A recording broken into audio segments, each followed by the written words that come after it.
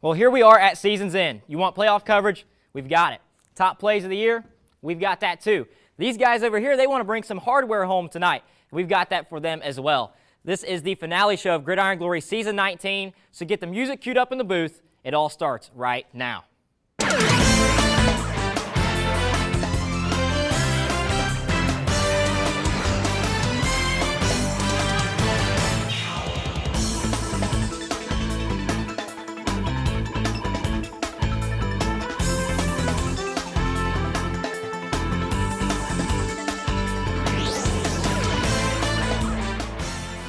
Ladies and gentlemen, welcome into Studio A for the last time this year. I'm your host, Joseph Payton. Settle in for the next hour. I'm telling you, you will not want to miss any of this show. Now, kicking off our show with tonight's first playoff game, Nelsonville York took on the Colegrove Hornets in the regional final, and reporters Maggie Shandrick and Taylor Nemo were there. That's right, JP. We headed out to Jackson High School tonight to see if the Buckeyes could beat the Hornets and advance to the state semifinals. And Maggie, those NY boys showed up tonight, clearly not ready to let that season come to an end just yet. Now those little Buckeyes, front and center, cheering on their team under those Friday night lights. Let's get it started. First drive of the game, Colegrove, Kyle Seitz goes running. He doesn't have much height, but he sure does have some speed. He's taken down at about NY 16-yard line. But next play, Nate Harmon throws it up, and it is intercepted by Chris Cook. Unfortunately for the Buckeyes, this drive stalls, and they are forced to punt. A few drives later, NY has the ball again, and Garrett Maiden drops back and finds once again Chris Cook down the sidelines for a 20-yard catch. And that play sets up this 22-yard touchdown pass. Maiden throws it and connects with Keegan Wilburn in the end zone, and this won't be the last we see of Wilburn tonight. NY up 7-0 on the ensuing drive. First play, Seitz takes the handoff, and this time nobody's catching him. He flies down the sideline for a 67-yard touchdown, ties the game up at 7. And we told you that you would hear this name again late in the second quarter. Here comes Wilburn down the middle, jukes out a few Hornets, and makes his way into the end zone for another 6 for the Buckeyes, now up 14-7. Colegrove trying to make something happen, but the ball is loose, and NY secures it and will take over. And now just seconds left in the half, Buckeyes driving. Maiden sends it deep, and it looks like it's about to be intercepted, but it's tipped up, falls right into the hands of Shaquem Williams for a 46-yard touchdown. Unbelievable play to end the half, going into the locker room with a 21-7 lead. Buckeyes went on to win this one 28-7. Wow, what a great win for the Buckeyes tonight. I'm sure those boys are pumped up. What made them come out on top tonight? Let me tell you, JP, Keegan Wilburn had himself a game tonight. This sophomore sensation was all over the place. He finished the game with 12 carries for 79 yards and a touchdown, and also had 9 receptions for 131 yards with another touchdown. Yeah, Maggie, he was a big reason for the Buckeyes' success tonight, but he wasn't the only reason. Player of the Year candidate Garrett Maiden also delivered, throwing for 224 yards and 2 touchdowns. But the Buckeyes did have a few turnovers tonight, and going forward to next week's game, that is something they are going to have to eliminate if they want any hopes of taking home the state title. Yeah, and now it has been confirmed that the Buckeyes will take on Kirtland next Friday, but the location has not yet been announced. Kirtland is also undefeated, just like the Buckeyes, so it should be a great game. 2 undefeated teams. I'm looking forward to it. Thank you, girls, for the great work tonight and all season long. So the standings, they may not show it, but we had yet another action-packed season in the TVC-Ohio. The Buckeyes ran the table for a perfect 10-0 regular season record, but their path to their second consecutive TVC-Ohio title was by no means an easy one. The TVC-Ohio says goodbye to the likes of Nayland Yates and Travis J. John, who capped off their storied careers in their final season, while Athens will be bringing back Clay Davis to make one more run at a championship. Then there's the Buckeyes, with their future in the hands of sophomore running back Keegan Wilburn. But of all, a star was born. His name, Garrett Maiden. J. John ran his way into the Golden Rocket record books, but fell short of a postseason berth. Nayland. He threw his final touchdown to his brother Nevin forever. He goes out a winner in his final 5 games. Then there's Trace Alvin, and I don't think anyone will be missing this guy shredding defenses over the middle with his blazing speed. Davis is going to miss one of the most prolific wideouts in Bulldog history. But when it was all said and done, the TVC-Ohio stayed the course, with the Buckeyes beating the Bulldogs for all the marbles, with a little luck headed their way to be unblemished in the Ohio. For an undefeated season, you need a man to lead you under center, and Maiden was the conductor that led the Buckeye train to the promised land. From a 6-touchdown half against River Valley, to leading an improbable game-winning drive against the Vikings, to overcoming his own personal adversity, Maiden's season was bigger than just football. Well, what a season it was for the Buckeyes, but what will they look like next year without Garrett Maiden or Ronnie Wynn? So TVC-Ohio reporter Clark Wicks joins me now to break down what the Ohio will look like next year. Well, Maiden and Wend aren't the only big-time names departing this season, Joseph. Don't forget about guys like Nayland Yates, Travis J. John, Clay Davis, or any of those talented wide receivers out in Athens. Now, on most of these teams, the seniors are the leaders, and that is especially the case when that senior leader is the quarterback. Now, if you're going to notice anything different about the TVC-Ohio next season, it's under center. Every single team in the conference, other than the Alexander Spartans, will be losing their quarterback to graduation. But if any team is going into next year with an advantage at the quarterback position, it's the Meigs Marauders. In the first season against Gallia Academy, Marauders lost both Zach Helton and Christian Maddox to injury. This forced sophomore Cody Cox into the spotlight. And now while he may not have had a ton of success in that position, that experience will be undoubtedly useful going forward in the future. Yeah, for sure. And you know, the TVC-Ohio season isn't over just yet. We just heard from Maggie and Taylor. The Buckeyes are moving on to the state semifinals. So what's the word on that? Well, while our season may be coming to a close tonight, as long as the Buckeyes are still playing, us TVC-Ohio reporters will be following those games. Absolutely. So stay tuned to WOUB.org for all of your Buckeye updates and, of course, more playoff coverage as well. Thanks for the great work all year long, Clark. And speaking of the Buckeyes, let's get to our first Player of the Year candidate, Nelsonville York quarterback Garrett Maiden. Garrett Maiden, Nelsonville York, quarterback and kicker.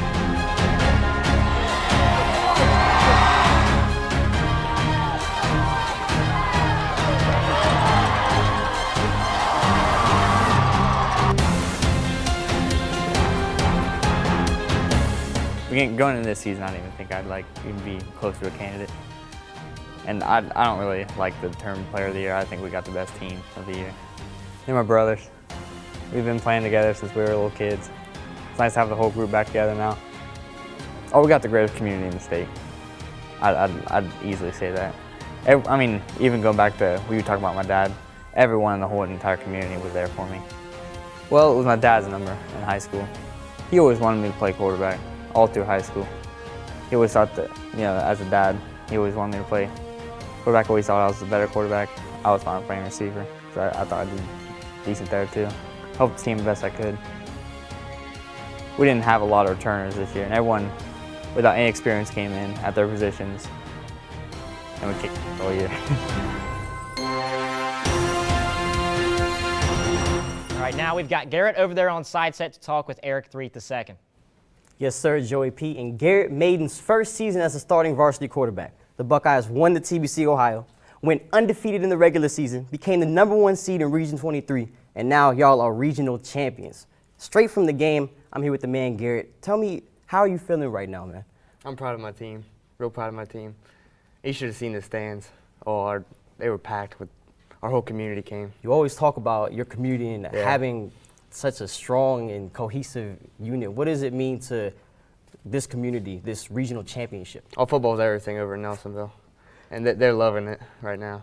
All we ever talk about is that 1981 state team. I think it's real nice for them to see someone that can have the potential to bring that back, How confident are you going forward, going to win a state championship, man? I think our team can do anything at this point, why not us? That's what Colt Yinger always says over there. Why not us? Colt, yeah, Colt's funny. That's the man. I want to pull up this picture that I saw of your team. And I'm looking, I see, Colt's crazy. He got the smoke coming out his ears. I see a fly on your helmet. Can you explain what's going on? That fly is a horse fly. Right. And, some of the guys during two-a-days, I think it was last year, my junior year season, they said they'd give me $1 if I ate a horsefly. I was just laying there, so I was like, only $1? Free dollar, $1? I'm $1 richer now. So you ate this horsefly? Yeah. For $1? Yeah. All right, what it tastes I'm cramping up right now. Tell me what it tastes like. You cramping up? I need stretch. Straight from the game. This is dedication right here. What you say? I said, how did the horsefly taste? Like pure protein.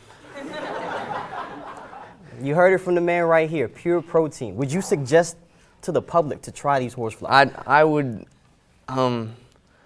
would say chocolate-covered horseflies. Chocolate would be my favorite. I don't know what he's talking about, Joey. He on another one. He's a champion or a regional champion. He's doing his thing. I guess he can do what he wants.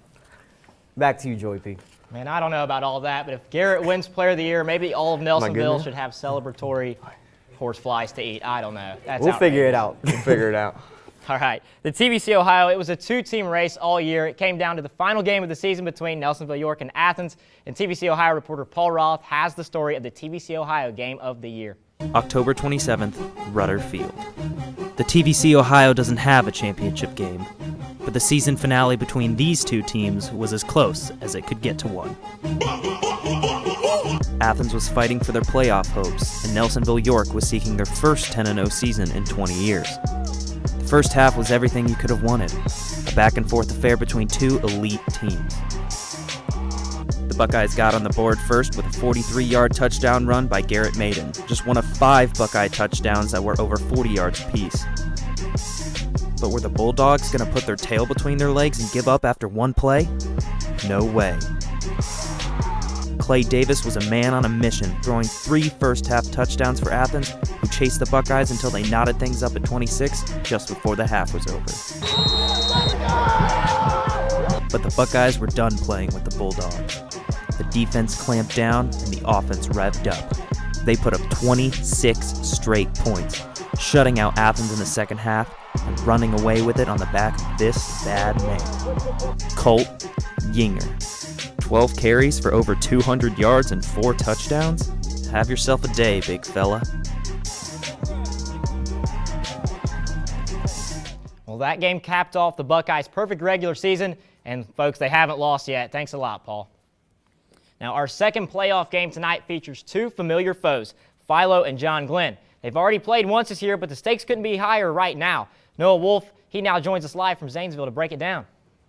It's week 4 here in MVL conference play as Philo is set to take on John Glenn in a game that, wait, hold on. It's week 13 here in the MVL regional finals. Philo and John Glenn. Winner goes to the state semifinals. Loser goes home.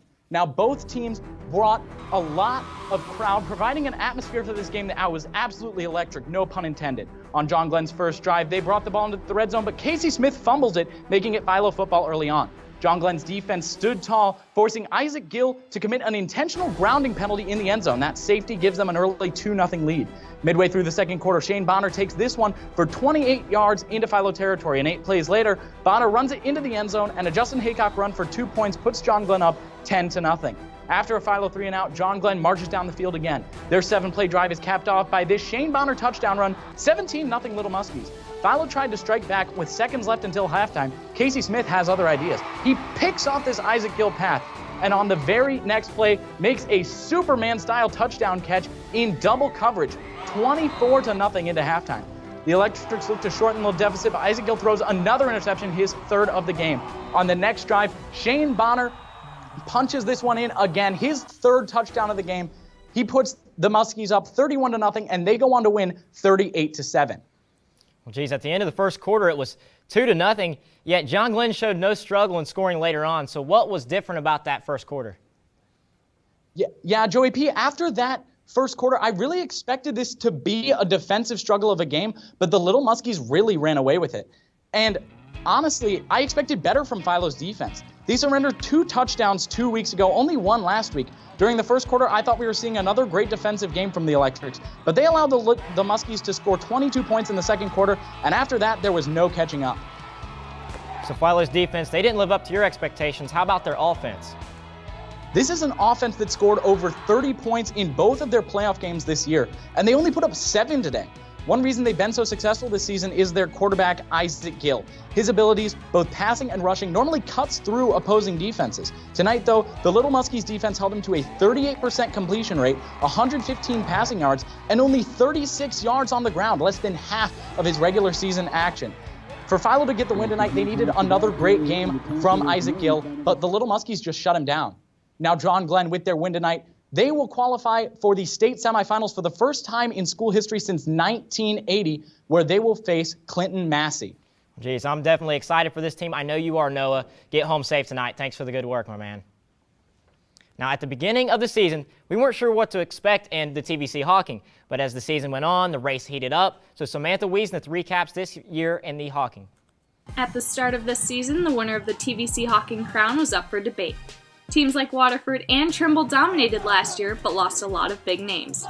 Miller was a preseason favorite since they returned most of their starters. The first game of the season was a big one, Miller versus Waterford. The Wildcats proved that they wouldn't give up the TVC-Hocking title too easily by defeating the Miller Falcons 35-25. Waterford's Braden Belleville got his season off to a strong start with running the ball 193 yards for 3 touchdowns.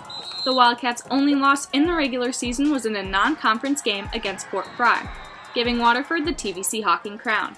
The Wildcats couldn't seal the deal as they fell to Portsmouth East in the first round of playoffs. The Trimble Tomcats may have finished second in the Hocking, but they made it to the second round of playoffs before losing to Danville. Players like Max Hooper, Connor Wright, Sawyer Coons, and Cameron Kittle helped the Tomcats to finish their season with a conference record of 7-1, their only loss coming from first place Waterford. Next season will look a lot similar to this one. Miller, Southern, and Wahama will have to step up if they want to be competitive against the 2 teams at the top. Both Trimble and Waterford will have their star players returning, so both teams will be a force to be reckoned with in 2018. Thanks, Samantha. And here we are now with TVC-Hocking senior reporter Duncan Goldberg. Man, I hate to roast you here, buddy, but you definitely got this one wrong. Yeah, you know, Joey P., in all honesty, I surely did. And going into this season, there were a lot of question marks about who is going to win this conference. And it turned out that the Waterford Wildcats decided to show me up and repeat as TVC-Hocking champs this year. But going into this season, it was hard to expect success right away from the Wildcats, especially after losing some very key players. Kudos to those guys. Then right behind them in second place was the young Tomcats. And a week before the season, I don't know who expected this team to make it to the second round of playoffs, but why would you ever doubt Coach Fairs? Then following the Tomcats in third place was the team that I predicted to win the conference in the Miller Falcons. Man, was I wrong. They had a tough season this year, and I know they wanted to make it to the playoffs this year, but they just fell short of that goal. And the 2 teams behind Miller were Southern and Belpre. Now Southern was the closest team to actually upsetting the Wildcats this year, and for Belpre, they beat the teams that they were supposed to, but didn't take down anyone that was better than them. They have a good quarterback in Brandon Simonetti. They have a nice future ahead of them with him as quarterback. For sure, and the rest of the teams in the Hocking, they have some work to do. You know, South Guy, they got a new head coach, right? Yeah, you know, Wahama has a really good, interesting offense, too. We'll see what these programs are able to do moving forward. For sure, man. Listen, Duncan, thanks for upgrading the TVC-Hocking spot left void by me last year. You took it up a notch this year. Thanks a lot, man. Now, let's go over to Eric Threet II, who is now joined by Mr. Braden Belleville. I'm Braden Belleville. I go to Watford High School, and I'm the running back and linebacker.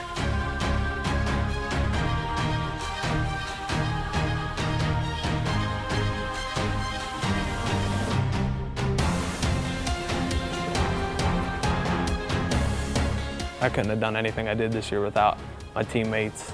It means everything. I mean, to play beside people that you just love and care about, it just brings a lot more than just the sport of football. It brings, like, you learn much more than beyond just the sport. You learn about responsibility, family, just how you react with different people in different tough situations. And you just get to see and grow from the experience. I give it my all every game. I give it not for me. I give it for my team, give it for my community. I want to perform for the coaches that they give their time and effort. They give their hours in, so I feel like I need to give my hours back. So I do that to the full respect to them and the 100% towards the team and the community. And I'm just out there to perform for them.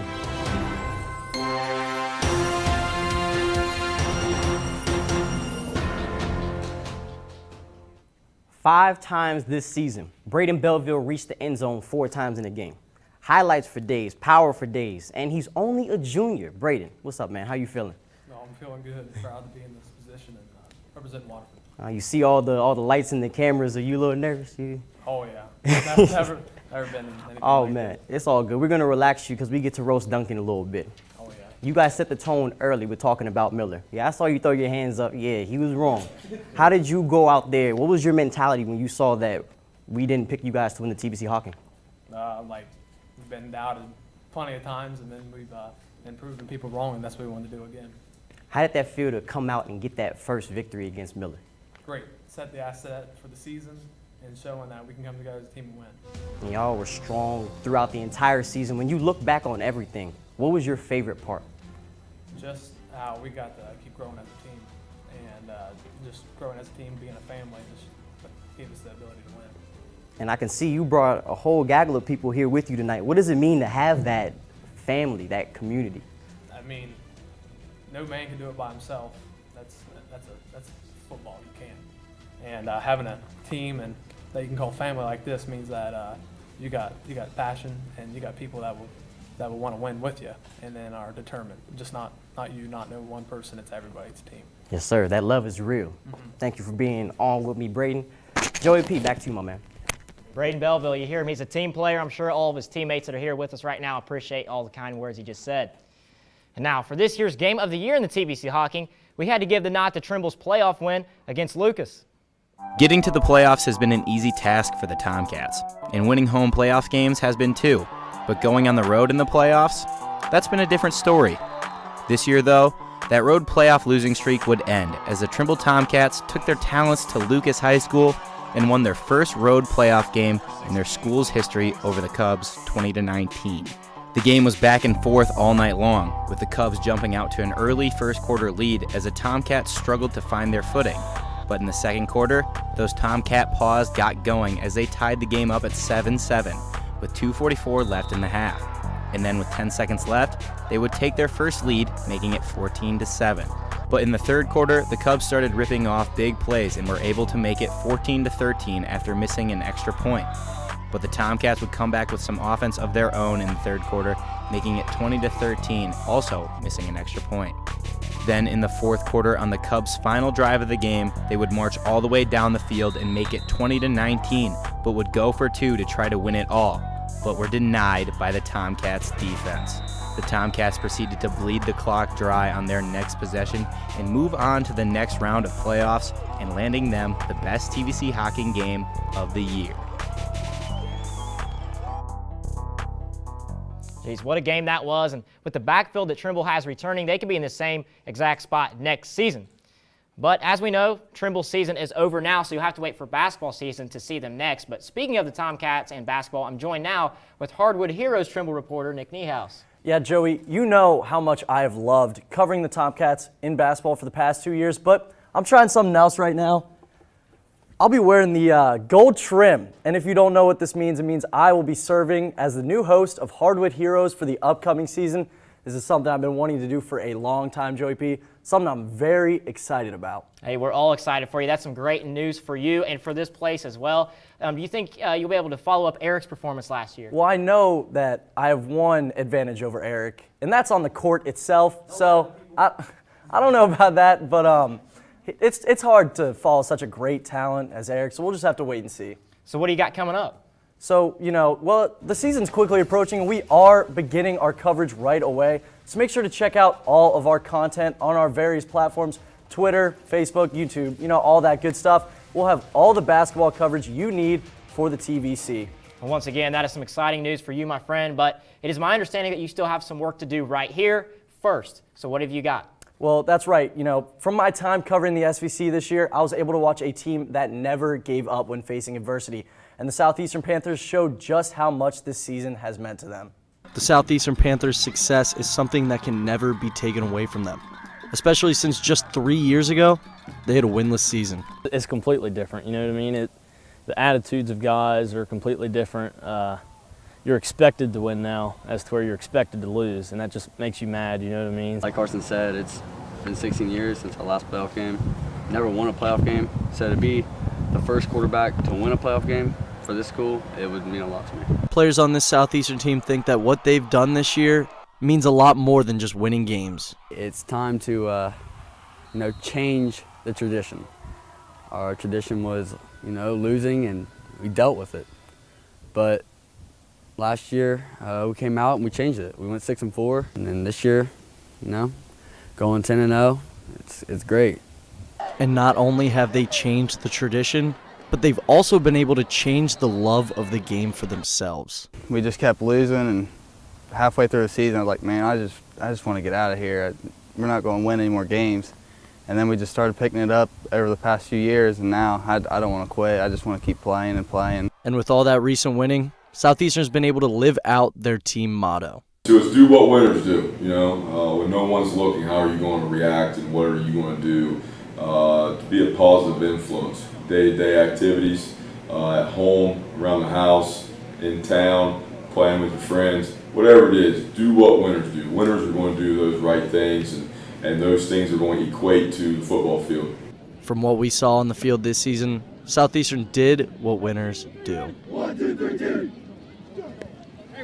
What Coach Gallagher has done for this team and program in just the recent years has been just nothing short of incredible, and I've been able to see, and I'm so happy I've been able to see their historic season this year. For sure. Thanks a lot for that story, Nick. But now who better to bring on desk than Mr. Evan Gallagher himself. So how you doing right now, my man? Good. Appreciate you having us on here. For sure. So you mentioned in that video we just saw, do what winners do. Tell me what that means to you and your team. Well, it's just a culture, and you build it from the ground up. You know, when no one's looking, how are you going to act, and are you going to do the right things?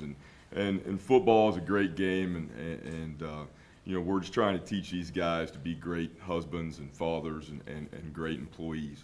Absolutely. I think you're probably a great role model for these guys, you know, not only on the field but off. But tell me this, you know, this is your 5th season as a head coach. You've seen the highs and lows. How have you gone from 0-10 to 10-0 regular season? Good players help, you know, and that's what kind of happened there 4 years ago. We stuck with a gritty group of freshmen, and it wasn't easy and it wasn't pretty there early on, but those guys battled and they grew and they matured and they became that 11-1 team that you guys saw this year. Absolutely. You know, I mean, you were talking a little bit earlier this evening about the first playoff win in school history. Can you just describe your emotions for me on that night? And like I said, not only the emotions that you felt, but the emotions that you saw in your guys. It's definitely an emotional roller coaster ride. Steubenville Catholic Central had a great team filled with a lot of nice athletes and a big line. And it definitely wasn't a game of defense, you know, 44-40, and came down to the last minute. We had a timeout left, and they ran the ball, and somehow we came up with a fumble and scored with 3 seconds left to, you know, just kind of put an exclamation mark on a storybook season. Right, for sure. And, you know, we're here all the time, you know, looking at what all these other teams are doing, all the feel-good stories. This was an incredible story, I feel like. And for that, we want to congratulate not only your team, but you, and we want to award you Gridiron Glory 2017 Coach of the Year. So, Coach, thank you very much. Congratulations. We appreciate you being up here, and, you know, good luck the rest of your career, wherever you end up and whatever your team does, man. We appreciate you, for sure. Back to Richmond Dale and Londonderry. Absolutely. So you just heard from Coach Evan Gallagher. He's the man. He's the man of the SVC, but you need to understand how the conference ended up as a whole. Anthony Marino has that story. For the past 2 years, the SVC has been dominated by Zane Trace. But in 2017, the Southeastern Panthers, led by Division VI District Coach of the Year Evan Gallagher, took the conference by storm. The Panthers went undefeated in both conference play and in the regular season. They beat Catholic Central 44-40 in the first playoff games in 2001, but lost to Colegrove Dawson Bryan the following week 46-22, ending their historic season. Unioto finished second in the conference with a record of 8-3, and they also made the playoffs for the second straight year. The Shermans were defeated by Licking Valley in the first round of playoffs 42-0. Finishing third in the conference was the 7-3 Zane Trace Pioneers. They did not make the postseason, but the Pioneers' senior running back and defensive back Drew Rittenhouse was named to All-District First-Team Defensive Back in Division IV. Piketon's Chase Grooms and Heath Jones were awarded District First-Team honors in Division V as they led Piketon to a 3-7 record, finishing 4th in the SVC.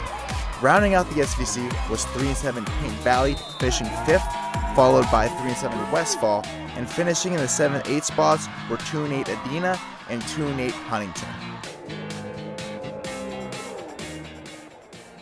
Well, no doubt Southeastern was the big guns in this conference this season. So now that we've broken down the conference as a whole, let's let Nate Busilla pinpoint the game of the year.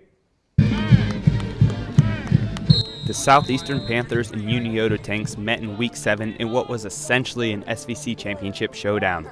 They say football is a game of inches, and this game showed just how brutal that can be. With less than 20 seconds left on the clock and down 14-18, Unioto's Gabe Fisher attempted to hurdle into the end zone over Clinton Minnie for the game-winning touchdown. But instead, Minnie stripped the ball and Isaiah LaFontaine recovered inside his own 1-yard line with 17 seconds left to seal the win for the Panthers. During the game, Panthers' John Winfield caught his first and second career touchdowns, with the first coming with just seconds left before halftime to pull Southeastern within a touchdown. Lane Ruby attempted and completed the most passes of his season, finishing 11 of 17 and 2 scores. Unioto's Gabe Fisher ran for 120 yards and threw for 172, as well as tacking on 2 touchdowns, but the Tangs committed an absurd 23 penalties for 178 yards, and that spelled doom for them as they were not able to overcome those mental errors and fell to the Panthers in what turned out to be a truly historic season for Southeastern football. Panthers on 3, ready? 1, 2, 3, ready! Definitely deserving of being the Game of the Year in that conference. Thanks a lot, Nate. And now, FAC reporter Blake Baker joins me now. The FAC, Jackson joined a host of former SCOL foes, and it looked like they were probably going to be the conference favorite. But in Chillicothe's return to the glory, the Cavs certainly had something to prove, right? Absolutely. And even though this conference only had 6 teams, they sure packed a punch. They had 2 GGPOI finalists, 2 state playoff teams, 2 district offensive player of the years, and 2 district coach of the years. So like I said, it's a small bunch, but they surely packed a punch this season. So Jackson and Chillicothe, they were top dogs this season. How do you see that shaking out next season? Well, these 2 are more than likely going to be on top of the conference again, but they're both losing a lot, and the Cavs are going to have some definite question marks in the backfield. They lose Moffmer, they lose Connor Mathis, as well as the rest of a senior class that gained over 3,600 of their offensive yards this year. And on the other hand, Jackson returns Jared Eisenhower under center and Bryce Graham at tailback. Plus, that Iron Curtain defense is stout, and that's sure to be the case in 2018 too. So those are teams at the top. Did anything surprise you from the rest of the pack in this conference? Hillsborough's resurgence was surprising but refreshing. Coach O'Rourke has those boys trusting and learning his system better every game, and that's why he won District Coach of the Year, and his guys have won 10 of their last 13 games. Now, Washington's finish, on the other hand, was also surprising. Quarterback Dylan Stewart scored 27 touchdowns in just 6 games, but during his suspension, Washington's only win was by forfeit. Plus, the Blue Line defense gave up 35 points in 4 of their 5 losses, and all those inconsistencies resulted in a 5-5 record for a talented team. Now, I just wanted to end the first season of FAC play and our interaction here at Gridiron Glory, just saying how appreciative I was of all these coaches and players really taking us into account and really embracing us on the sideline this season. And buddy, you've done an amazing job. It was a tough task, a tall task for you taking over a conference that is brand new, and I think you did an awesome job, so thanks for the good work this season, Blake. Now, we kick it over to Eric Threet in just a moment, but first, the next best player that we're going to talk about, one of our candidates, Brandon Moffmer. My name is Brandon Moffmer. I go to Chillicothe High School, and I play quarterback.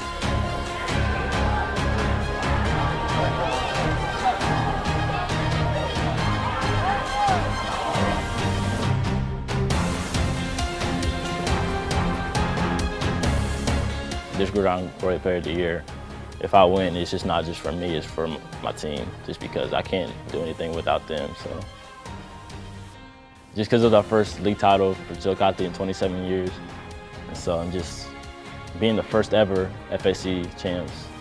It was just a really good feeling. It was our goal from week 1.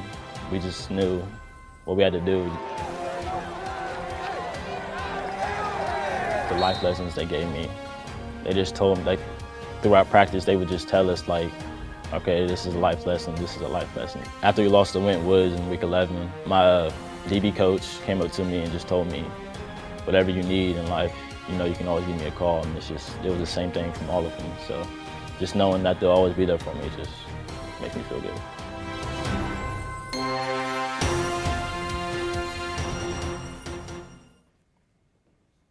All right, now we're going to kick it over to Eric Threet II, who is with Brandon now.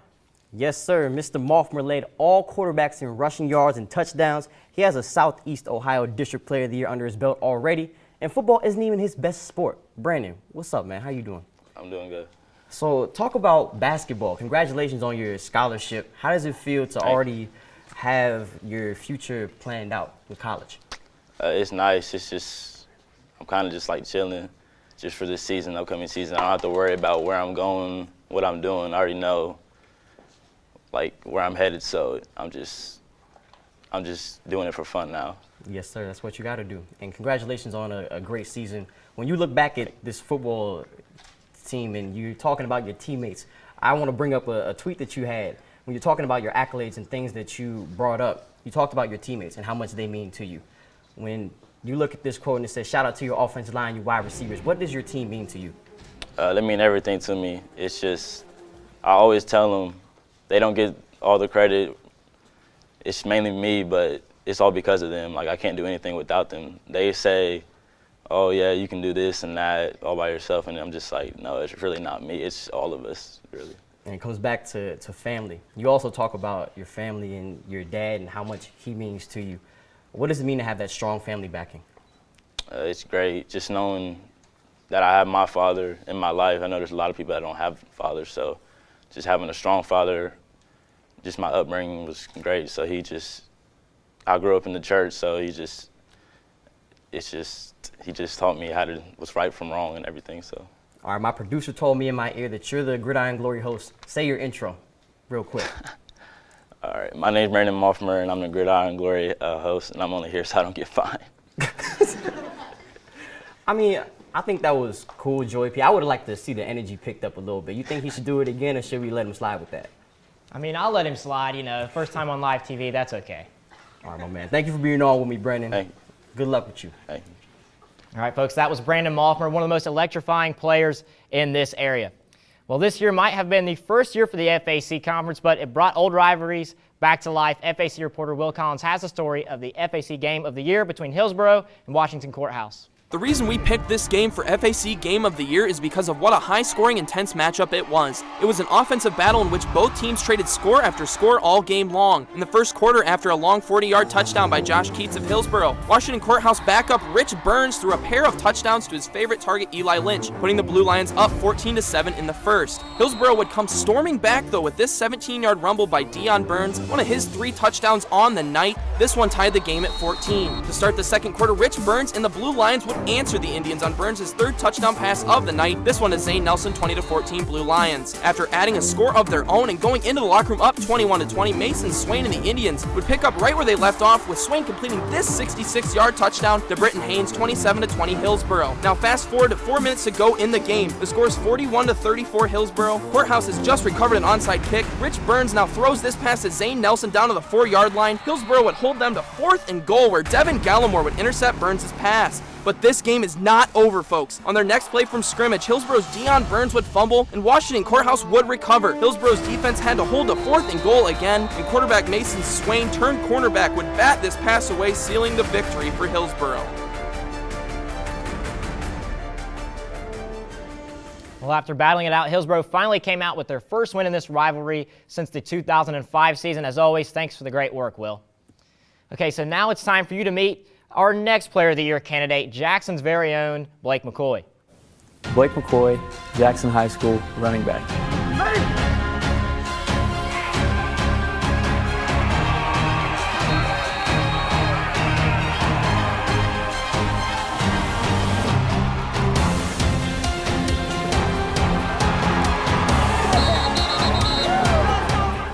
I really like to lead by example, just 100% every play. Really a good thing to lead by example, because if you lead by example, they'll lead too. As a kid going to the games, just hearing the now, like you're like, oh yeah, it's time to go. And now I'm walking it. I was walking in there, and there you just start hearing the now, and you're like, oh, it's time to go, and just running out into thousands of people. It's the greatest feeling in the world. Well, I definitely want to move on and play college football. I really don't know where I'm going to go yet. And definitely staying with the kids. I want to be a teacher and I want to coach. I just want to get back in the Jackson community and do football.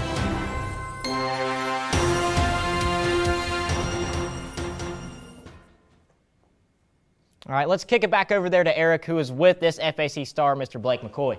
Blake McCoy, the only young man I know that scored an 80-plus yard touchdown on a torn ACL. It was Greg Jennings. Put the whole team on your back. That's what we like to see, man. How you feeling? How's your knee? I'm feeling fine. My man. So how have you been spending your free time? Oh, just a little Madden, still some football.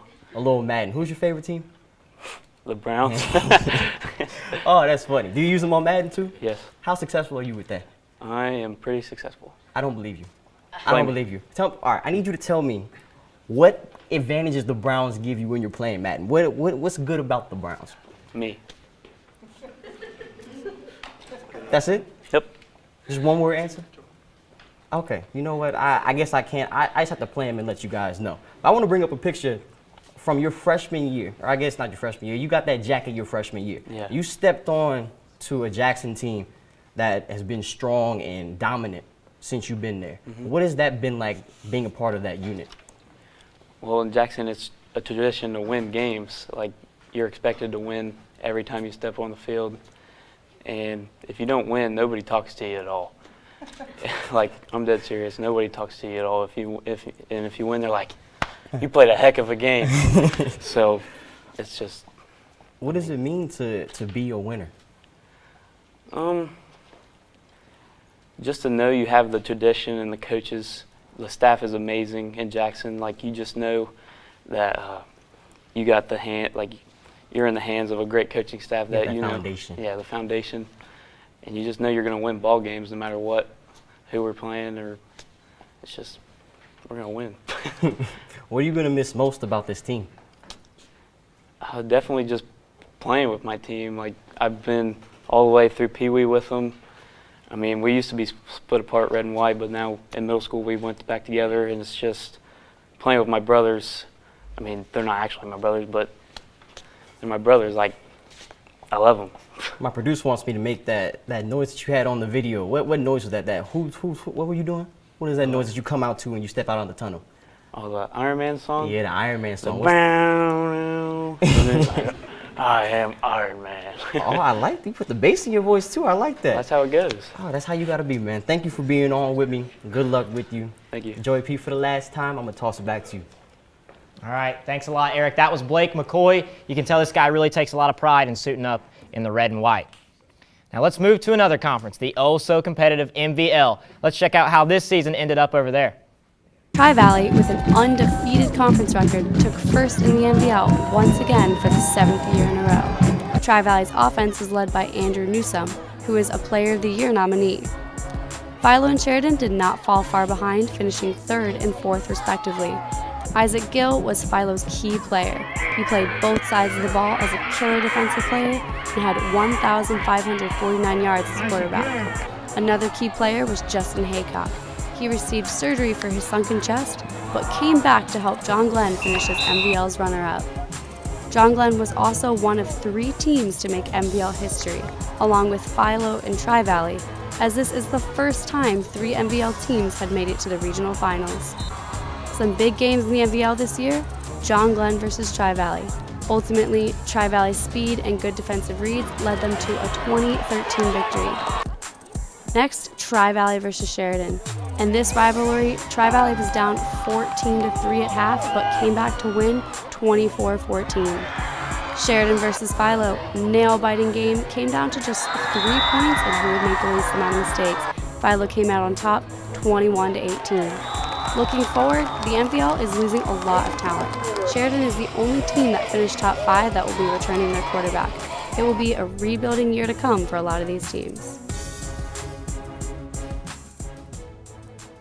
The MVL is a super competitive league. I mean, 3 of those teams are still playing tonight. That really tells a story for that conference. And one of those teams playing tonight was Tri-Valley, who took on the Bishop Hartley Hawks. Scott McDonald was in the house for that one. He joins us live. Yeah, in the MVL, Tri-Valley knows that they're the man. Teams have to go through them. They want a shot at the title. Now, looking at the broader picture, Bishop Hartley has been the man in the Ohio high school football playoffs for quite some time. Back-to-back state champions show that. In order to be the man, you have to beat the man. That's just what Tri-Valley was trying to do tonight.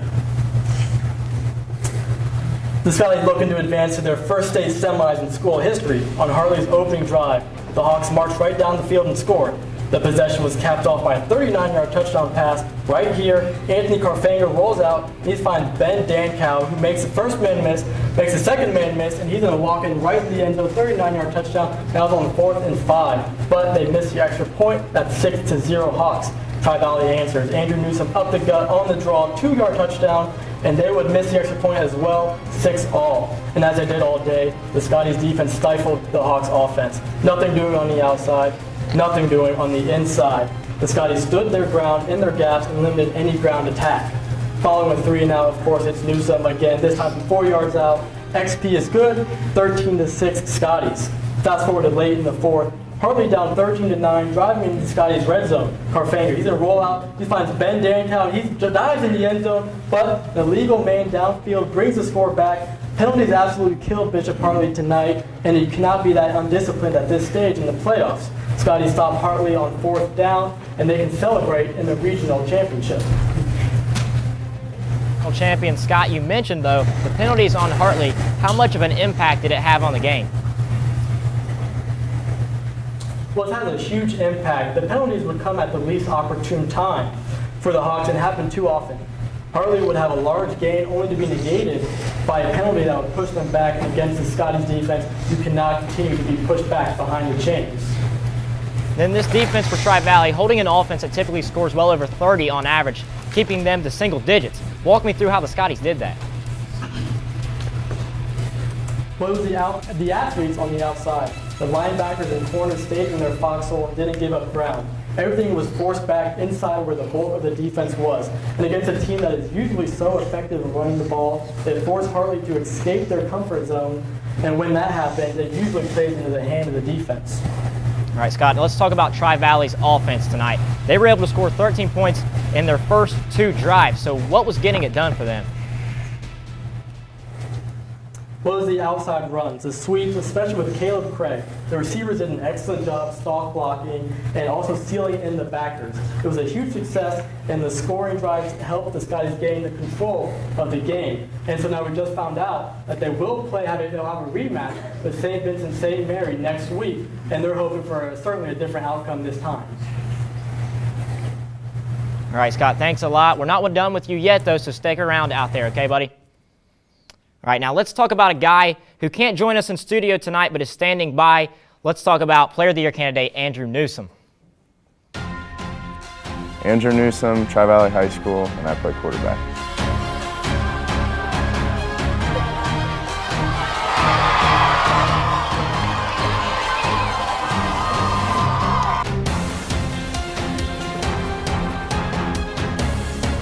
This season, it truly is playing with your brothers. I mean, when something bad happens, we're not pissed at each other. We're just trying to figure out how the next time we get the ball, how we're going to go score, how we can make it happen.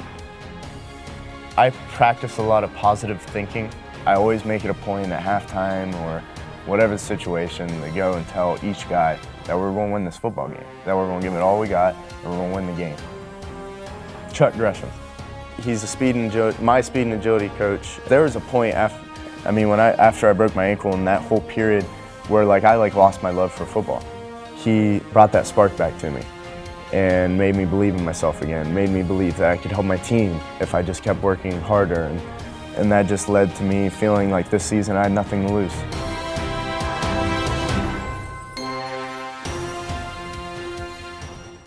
All right, now that man, Andrew Newsome, joins us with MVL reporter Nick Ursini. Thanks, JP. Andrew Newsome, Region 11 champs. How's that sound? That sounds pretty awesome. So like Scott just alluded to, you guys make it to week 14 for the first time in school history. You get your rematch against St. V. You guys lost to them on week 1. So you talked about this last week with me. How do you think that loss really transformed this team and really gave this team motivation to get to where you guys are, playing in week 14? Well, week 1 we lost to a great team, but we also didn't play our best, and since then we've improved a lot, which I imagine St. V has improved a lot too, and it's going to be a heck of a game. So you told me earlier how close-knit your team is. You guys are like brothers. You guys are like family.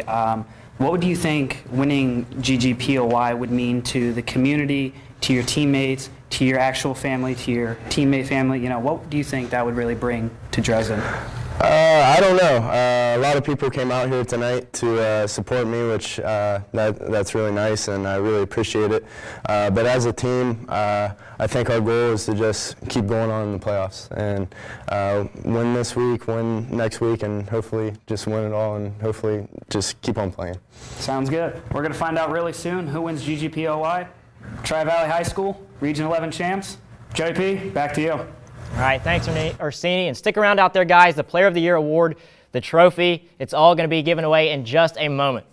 So now all the teams in our coverage have given us a ton of big plays this year. However, it was only right we narrow it down to 10. So here are this year's top plays. Folks, you are now about to witness the strength of street knowledge. Starting with number 10, Max Hooper is to the Trimble Tomcats as Dr. Dre is to NWA. One-on-one with him, you're getting beat. His juke move, outrageous. He did it all year. That's a 30-yard score for big number 40. Yeah, we see you, big dog. Now on to number 9, Robert Dickelman. Cold like a midnight in Athens. He is the president and the assassin. Fake punt pass on 4th down to Nate Trainer. 34 yards to move the sticks. Let's go to number 8. Last week in the regional semis, this Bell Fountain pass is somehow caught by Garrett Gross. He bobbles it for a second, but hey, the Scotties would get the last laugh in this one, winning in overtime to move on. Let's go to number 7, Wellston. They kick it off to Meg's Marauder, Cole Adams. Listen, you can call this guy anything you want. Teddy Ginn Jr., Devin Hester, Josh Cribbs. All I know is Mom saved a heck of a lot of detergent on this play because the jersey stays nice and clean and white. This man is not being brought down all the way into the end zone for the score for Megs. Now let's go to number 6, Sheridan. Threatening to score, airing it out against Philo, but Aaron Phillips, well, they call him Control-Delete because he shuts this window down real quick. What a play there for the interception. Let's go to number 5, New Lexington, CJ Ratcliffe. Fields a punt, just a warning. Viewer discretion is advised. I mean, stiff arm is on the way. Here it is. Oh my goodness, you hate to see it, but it's football. You'll have that. 56 yards to the orange paint for your boy CJ. Number 4 comes from the same game as the last one, but it's Philo's Casey Munyon this time. Takes the handoff, somehow gets out of traffic, reverses field, and it's an open road ahead like he's in a Beamer, a Benz, a Bentley, saying the scheming don't affect me, boys. We'll be seeing you. 58 yards, full touchdown. Now, number 3, this man sitting in our studio, Blake McCoy. You're just showing off at this point, dog. Halfback pass to a wide open Peyton Speakman with all kinds of room in front of him. I mean, what do you even do there if you're on defense? The Wheelersburg secondary just has a conniption on this one. 76 yards to the fun zone. Now, play number 2, I've got 2 things to say about this one. Isaac Gill is out here scrambling around like he's a chef at Bob Evans on a Sunday morning. And then Aaron Phillips, the tiptoe display here, could probably land him in a Nutcracker ballet before Christmas. What a play for the touchdown. Play number 1, though, the top play of the year, Garrett Maiden. Are you serious? If you start counting the defenders he dodges on this play, you'll sound like Snoop Dogg in the beginning of Nothing But a G Thing. But back to the play at hand, right here, perfection is perfected. Garrett lets him understand. The fly guy putting the swelling in their eye. 62 yards, baby. Unreal. That's your top play of the year. All right, but now the biggest moment of the night is finally here. Eric Treat II is here with me. He's going to hand me the envelope that has the winner. We got to take a moment and talk about those references. That was fantastic, young man. I appreciate it. I sat at home last night, listened to a lot of hip-hop, and then that's what came out, man. I like it, man. So, yeah, I'm going to present you with this official WOUB envelope written on with ballpoint pen. This is big time. The Gridiron Glory Player of the Year. This is big time. They've kept me in the dark. They've kept all of you in the dark. We don't know who's won this thing. Makes me so upset. We're going to figure it out right now. The 2017 Gridiron Glory Player of the Year is Garrett Maiden. I'm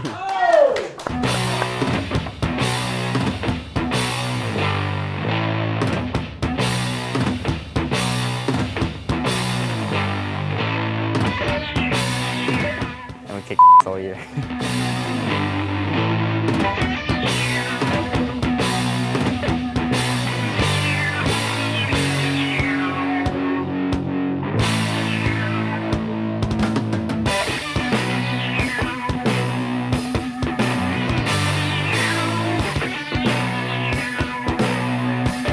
Winner. Winner's winning.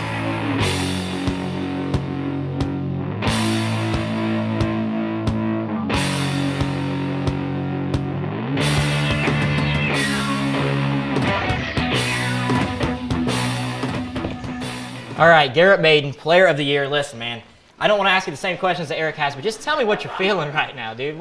Your player of the year. Tell me what's going through your head. I owe it all to my team, you know. People see my statistics and they think you did all that, but I don't do it without my line, I got some real good receivers. Have you seen them? Oh, I've my seen goodness. I've seen your whole team, man. Yeah, they catch everything. It's wild. So, you know, this is your first year playing quarterback. We talked to you, you know, earlier in the week. Talk to me about your transition of, you know, playing behind some really good guys, but not playing this position, and now coming in and being the best. It was a lot different. It's a lot more pressure on you when you're playing quarterback than playing receiver. You just got to run around and get thrown to every now and then, maybe fourth of the time. You get the ball every play when you're a quarterback. A lot different. I learned a lot from Hunter, though. He's a great quarterback. Right, so you are a student of the game. We know that. You played behind some great guys and stuff like that. But let's move on. Let's talk about tonight's game. How was that, man? That's crazy. You guys are going to the Final Four. It was nuts. The atmosphere. The whole team just played lights out. I had some turnovers, but, you know, my team brought me up. You know, just got the W like we needed to do. Right. And, you know, I think Eric kind of mentioned this a little bit, but I want to ask you this question. Through all the highs and lows of this season, man, what has this community, your coaching staff, and your teammates meant to you to really push you through to be the best that you can be? All through the hardest times I've been through this year. They've always brought me up, and they've always encouraged me that I'm supposed to be here and that I'm a good quarterback, you know. Encourage me to be the best. What is it going to take for you guys to bring home possibly the first state championship at Nelsonville, York since 1981? I have to work hard. I have to get back at it on Monday. Just treat it like any other week, you know. That's right, man. You just heard him. The grind never stops for him. He is your 2017 Gridiron Glory Player of the Year. You get to take that home with you, buddy. I want to congratulate you. Thank you. Stick around here for just a second. But, folks, our broadcast season, it may be done, but our coverage, it does not stop. Be sure to follow us on social media, on our website as well for extended playoff coverage, because this guy's still playing. But, wow, what a ride it has been over the last few months. It has been an absolute honor to be your host this season for Gridiron Glory. So, for the last time, remember, there is nothing better than Friday nights and Gridiron Glory.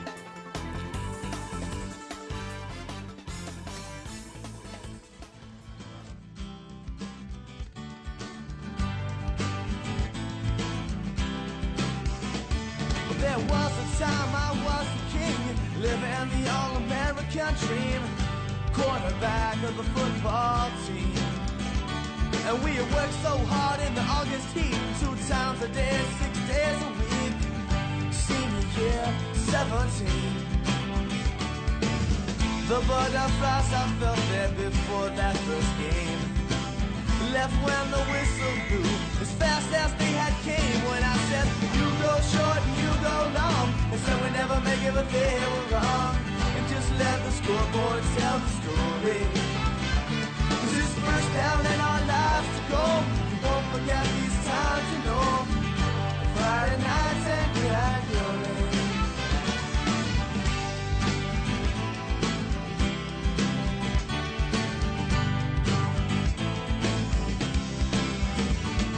The air was crisp and the night was black. Bootleg ride was the best play we had, especially when the safety turned his back. I couldn't pick a face out of the crowd, but when the touchdowns came, they got so loud. Ain't that what life is all about? Heading to the party in my used 10-man-down car. The big game is next week, but tonight we are the stars. When I said, you go short and you go long, they said we never make it, but they were wrong. And just let the scoreboard tell the story. 'Cause it's first down in our lives to go. You won't forget these